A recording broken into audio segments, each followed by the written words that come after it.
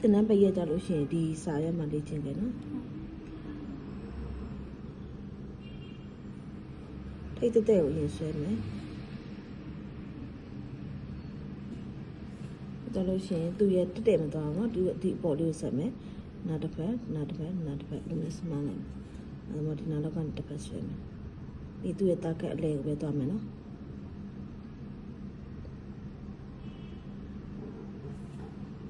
လူတန်းလုံးဆွဲခဲ့နော်အိမ်စာကြလို့ရှိရင်တင်တဲ့ပရက်ကြလို့ရှိရင်3ရက်ဆိုတော့ညီမတို့အိမ်မှာလေ့ကျင့်လို့ရပေးထားတဲ့စီးနဲ့လေ့ကျင့်နော်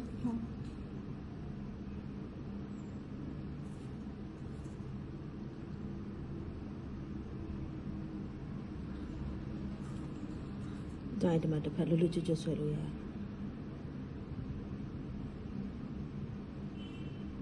ဒီမှာတော့အရွက်လေးပါတစ်ခါထည့်မယ်နော်အရွက်ကစာရွက်ပေါ်မှာဆိုတော့မတော့ black and white ပဲသုံးမယ်နော်ဘာဖြစ်လို့လဲအခုမှအခြေခံကြတာဆိုတော့မျက်လုံးလေးရှုပ်ကုန်မှာဆိုလို့မတို့ကလက်သေးပေါ်မှာဆွဲပြီးဆိုလို့ရှိရင်ကာလာတွေအကုန်လုံးသုံးတော့မယ်အခုကတော့မတော့ black and white ပဲသုံးမယ်အဖြူနဲ့အမဲပဲနော်အောက်ခံအဖြူဆိုပေါ်အမဲနဲ့အဲ့ဒီမှာမတို့ကအရွက်ထည့်ရင်ဒီထိတ်တက်တက်မထွက်ဘူးဒီထိတ်တက်တက်မထွက်မှပြောရနော်အရွက်ထည့်မယ်ဆိုရင်အပွင့်နှစ်ခုရဲ့ကြားတွေကထုတ်မယ်နော်ဒီကြားတွေကထုတ်လို့ရတယ်ခြုံမယ်ပိုက်ဖောင်းမယ်ဒီတိုင်းခြုံမယ်ဒီအခြုံတစ်ခုကတဲဖြစ်ရမယ်နော်ဟုတ်ကဲ့ပြီးအလေးကိုစေးဖြစ်ဒီလက်သေးရဲ့ဘောင်မကြော်နဲ့နော်ညီမလေး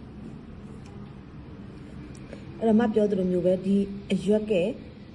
အားလေးကတပင်နဲ့ထွက်ခွင့်ရှိတယ်ဒါပေမဲ့သူ့ရဲ့အရွက်ရဲ့ဟိုဘက်ဒီဘက်ကစက်ညင်မဖြစ်ရမယ်နော်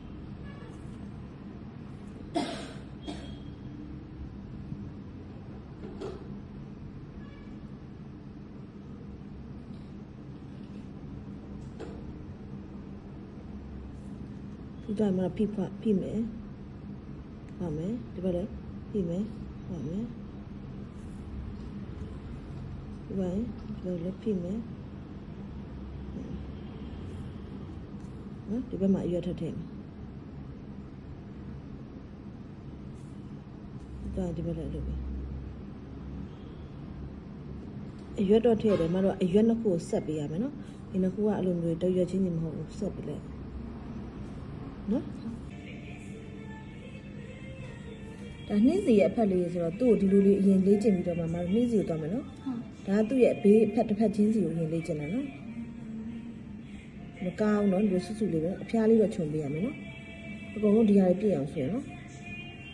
ဒါတွေအကုန်လုံးပေါင်းလိုက်မှနှင်းစီတစ်ပင်ဖြစ်မယ်နော်